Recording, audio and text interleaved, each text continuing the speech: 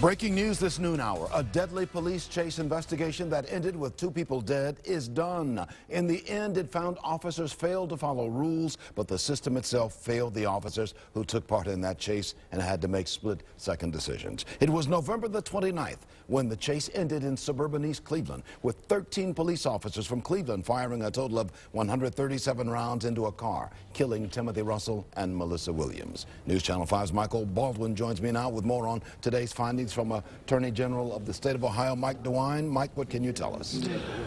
Well, in a nutshell, the Attorney General says this was a failure of command. Basically, supervisors were not communicating with each other, and they were not communicating with some of the officers that were involved in the chase. The supervisors were telling officers to end the chase, but they were doing it on their own channels, and some officers were on different channels, so they did not hear that. Now, the lead supervisor thought that only 3 patrol cars were involved in this chase. It turned out that 59 others also were involved with the chase, but they had to ask permission to join, and they did not do that. Now, we know that one of the officers said he heard a shot coming from Russell's car, and here's the thing, Leon.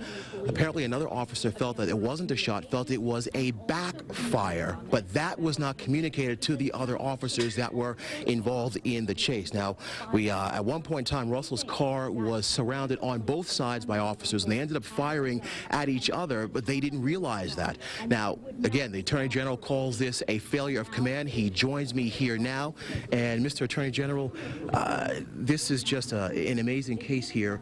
Why are you calling this a failure of command, in your own words? I think really the system let down these police officers. There was a failure to communicate, as you just articulated to the viewers. Some were talking on one channel, others were talking on another channel. Some of them were told to pull off going after the car, and they didn't hear it because they were on a different channel. The person who was actually supposed to be in charge thought there was 3 cars. There's 62 cars. It really is a failure to give these police officers the support that they need. Being a police officer is tough. They make life and death decisions. These police officers were clearly felt, and it's understandable why they felt that this was a shooter. They had been shot at. A police officer had been shot at. The reports kept coming on the radio that they saw this person that the passenger had a gun. So we understand why the police officers felt the way they did. But when you have this subjective beliefs, the system has to kick in and take control. And the Cleveland Police Department didn't take control. Let's talk about the gun residue test for a second. There was gun residue on Melissa Williams and Timothy Russell's hands, but you say that doesn't mean anything. Tell me why. It doesn't tell us anything about whether they had a gun or not, because the police officers were firing at close range to them.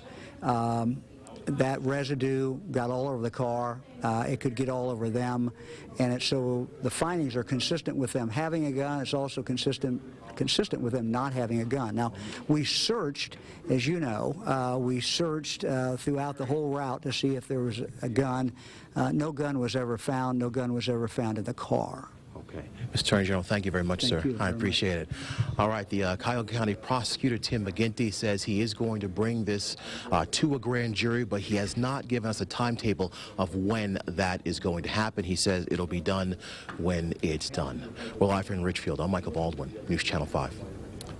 Many thanks, Michael. I appreciate your report. Let's go to investigator Sarah Buttison of News Channel 5, joining me right now. Sarah, each officer testified he feared for life and the lives of fellow officers. That's right, Leon. The 13 officers who fired shots at the scene all told investigators they fired their guns because they feared for their lives. Attorney General Mike DeWine says all of the officers they interviewed were cooperative. And he says though the officers' beliefs turned out to be wrong, you can understand why they thought they were being fired at by the suspects. They heard gunfire, saw the suspect's car ram into a police cruiser, and heard radio traffic indicating indicating the suspects were firing a gun. The 13 officers shot a total of 137 rounds, with each individual officer firing anywhere from 1 to 49 rounds.